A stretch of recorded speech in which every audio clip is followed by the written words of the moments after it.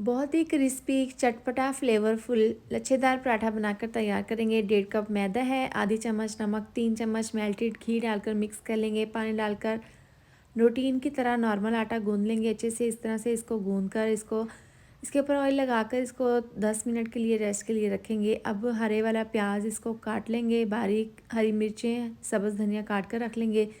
4 medium size के पेड़े बनाकर 2 पेड़े इस तरह से इसको बेलकर बड़ी सी रोटियां तैयार कर लेंगे। अब ब्रश से इसके ऊपर ऑयल लगा लेंगे, हरे वाला प्याज डाल देंगे, हरी मिर्चें, हरा धनिया, कुटी हुई लाल मिर्च, चाट मसाला, दूसरी रोटी जो बेल कर रखी थी इसके ऊपर डाल देंगे। इसको हल्का सा बेल लेंगे। अब छुरी की मदद से इस तरह से इसको काट लेंगे। इसकी पट्टियाँ, एक पट्टी को फोल्ड करके दूसरी के ऊपर रख देंगे और दूसरी को भी इस तरह से फोल्ड करके इसका हम ज़बरदस्त सा एक पेड़ा तैयार कर लेंगे।